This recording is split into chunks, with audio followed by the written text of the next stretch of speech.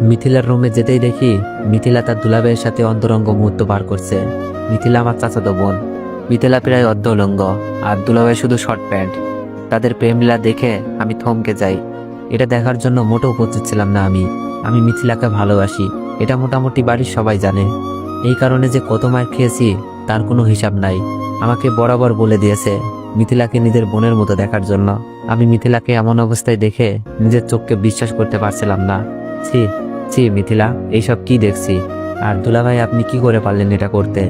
আমার আওয়াজ শুনে যেন ওদের মাথায় আকাশ ভেঙে পড়ছে। দুলাভাই বলল, অনিক প্লিজ কাউকে বইল না, কাউকে বললে আমাদের মান সম্মান থাকবে না। উনি সুমি আপুর স্বামী, দেখতে স্মার্ট আর অনেক বড় চাকরি করে। সুমি আপু হলো মিথিলার বড় বোন। আপু সকালে তার বাচ্চাকে ডাক্তার দেখাতে গেছে, তাতে চাকরি হয়ে গেছে। চাচা নাই, মারা গেছে 3 বছর নাই। আব্বুও 2 পরিবারের প্রধান। আব্বু ও চাচা মিলে এইরকম 2টা 2তলা বাড়ি করে। সুমি আপুর বিয়ে হয়েছে 2 বছর, একটা 6 মাসের মেয়ে বাচ্চাও আছে। আপুকে আব্বুই বিয়ে দেয়, বিয়েটা পারিবারিকভাবেই হয়। দুলাভাই আমার হিরের টুকরা, বাড়ির সবাই জানে। কিন্তু তার চরিত্র যে এত খারাপ আমি নিজেও ভাবতে পারছি না। আর মিথিলা এটা কিভাবে করলো? মিথিলার মতো ভদ্র মেয়ে 3 গ্রাম খুঁজেও পাওয়া যাবে না। মিথিলার সৌন্দর্য পরিবারের লোকজন ছাড়া বাইরের কেউ দেখে নাই। হাত মোজা, পাও মোজা, বোরকা পরে পর্দার সাথে সবসময় চলাচল করে। কিন্তু আজ সেই মিথিলার একই হাল দেখছি। চুপ করেন আপনি, লজ্জা করে না? আবার কথা বলেন। আর মিথিলা, তুই না পর্দা করিস, কোনো পরপুরুষের সামনে যাস না, এই তোর পর্দার আড়ালের চেহারা? আমার কথা শুনে মিথিলা কিচ্ছু বলছে না, নিজেকে ঢেকে শুধু কেঁদেই যাচ্ছে। তোর জন্য তো পুরো পদ্মাশীল নারীর সম্মান নষ্ট হলো। কি দরকার ছিল পর্দা করার? পতিতা পল্লীতে গেলেই তো পারতিস।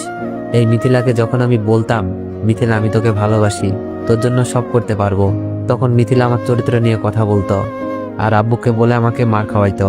মিথিলা কান্না করতে করতে বলল, অনিক কাউকে বলিস না প্লিজ।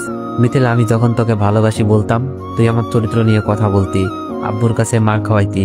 আজ তোর আসল রূপটা দেখুক সবাই। আর দুলা ভাই, আপনাকে আর কি বলবো। আমি রুম থেকে বের হয়ে যাচ্ছিলাম, ওদেরকে যতই বলি রূপ দেখিয়ে দিব, কিন্তু সুমি আপুর সংসারটা কি হবে? আর একটা 6 মাসের মেয়েও আছে তাদের। আর মিথিলা তো আমার চাচাতো বোনও, যাকে আমি ভালোবাসি, তার সম্মান কি করে নষ্ট করি? দুলাভাই মাথা নিচু করে বসে আছে। আমি বললাম, দুলাভাই আপনি এখন এখানে বসে আছেন? আমার কথা শুনে দুলাভাই রুম থেকে বেরিয়ে যায়। আমি বললাম, মিথিলা অন্তত তোর কাছ থেকে এটা আশা করি নাই, কাজটা কিন্তু বেশি ভালো করিস নাই। বলেই যখন রুম থেকে বের হতে যাব, দেখি দরজা আটকানো। মিথিলা চিল্লাতে শুরু করে দিছে, অনিক আমাকে ছেড়ে দে প্লিজ, আমার এত বড় সর্বনাশ করিস না, আমি তোকে ভাইয়ের মতোই ভাবি। অনিক না প্লিজ। মিথিলার কাণ্ডে আমি বাকরুদ্ধ। সেই সুযোগে মিথিলা ভিতর থেকে দরজা আটকিয়ে দিছে। আমি কথা বলতে পারছি না, গলা দিয়ে আওয়াজও বের হচ্ছে না, মনে হচ্ছে হাত পা সব বেঁধে রেখেছে কেউ। অনিক তুই আমার এত বড় সর্বনাশ করিস না প্লিজ, আমি তোর পায়ে পড়ি। মিথিলা তার কাপড় চোপড় ছিঁড়তে লাগলো, প্রায় অনেক অংশ ছিঁড়ে ফেলছে। আমি অনেক কষ্টে মুখ থেকে বের করলাম, মিথিলা কি হচ্ছে এইসব? মিথিলা অনেক জোরে চিল্লাচার বলছে, কেউ বাঁচাও, অনিক প্লিজ ছেড়ে দে, আমি যেখানে ছিলাম সেখানেই দাঁড়িয়ে আছি। মিথিলার এমন কাণ্ডে শরীরের শক্তি হারিয়ে ফেলেছি। বাইর থেকে দরজা ধাক্কাতে লাগছে দুলাভাই, আর দরজা খোলার জন্য চিল্লাতে লাগলো। দুলাভাইয়ের চিল্লানি শুনে আব্বু আম্মু ভাইয়া ভাবি সবাই মনে হয় চলে এসেছে। জোরে দরজা ধাক্কাতে ধাক্কাতে দরজা ভেঙে ফেলে সবাই। দরজা খুলতেই মিথিলা আব্বুর পেছনে গিয়ে লুকাই। মিথিলার কাপড় চোপড় ছেঁড়া দেখে আন্দাজ করে ফেলে মিথিলার সাথে খারাপ কিছু হতে যাচ্ছিল। মিথিলা নাকা কান্না করছে। মিথিলাকে ভাবি আগলে নাই, আর সবাই আমার দিকে অগ্নিচক্ষু দেখাতে লাগলো। আব্বু আমার সামনে এসেই ঠাস ঠাস করে কয়েকটা চর বসিয়ে দেয়। ভাইয়া এসেও অনেকটা চর মেরেছে।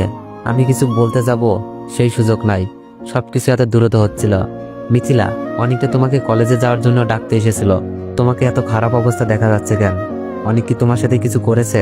ভাবি হয়তো বিশ্বাস করতে পারছে না আমার মতো ছেলে এমন একটা কাজ করবে।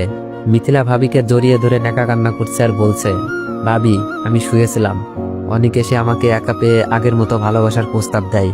আমি বড় আব্বুকে জানাবো বলাতেই অনিক আমাকে বলে আমি নাকি অনেক মার খাওয়াইছি, তাই আজ তোমার ইজ্জত কেড়ে নিব।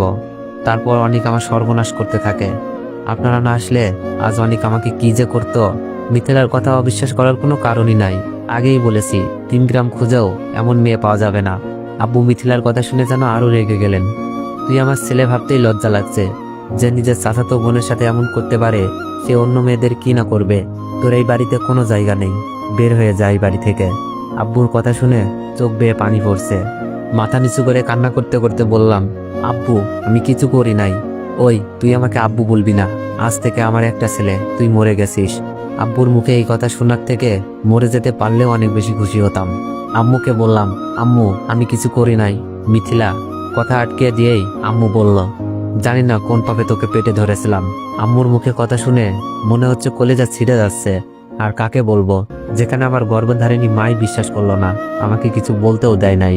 আমি দুলাভাইয়ের দিকে তাকালাম, মুখে শয়তানি হাসি। আর মিথিলা এখানে নেকা কান্না করছে। সুমি আপু চলে এসেছে, যার আদরে আমার বড় হওয়া, যে আপুটা আমাকে আপন ভাইয়ের মতো ভালোবাসে, আমাকে এখনো মুখে খাবার তুলে খাওয়াই।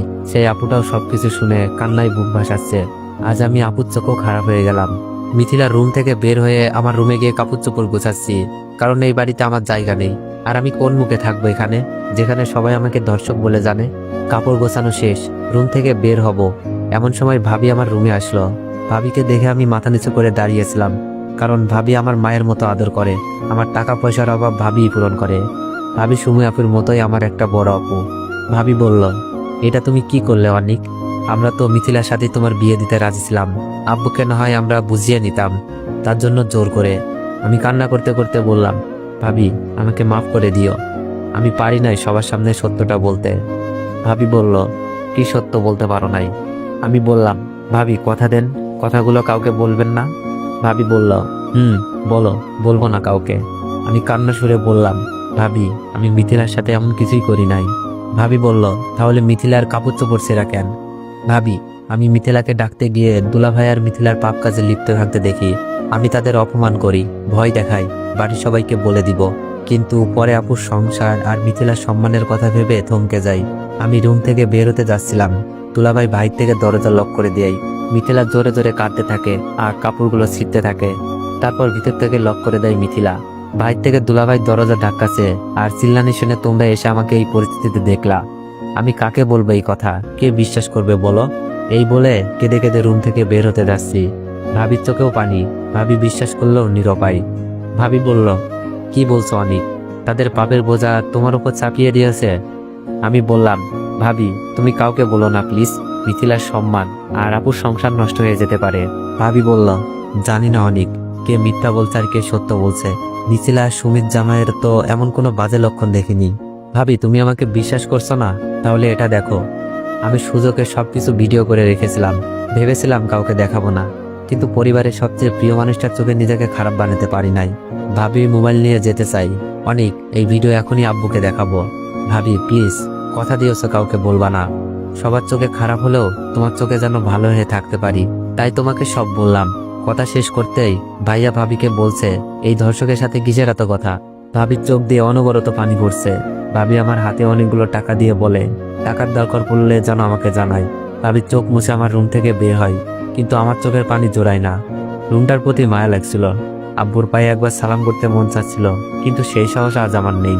সবাই আমার চলে যাওয়া দেখছে, ভাবি সবার চোখের আড়ালে বারবার চোখ মুছছে। 12টার বাসে রওনা দিলাম ঢাকার উদ্দেশ্যে।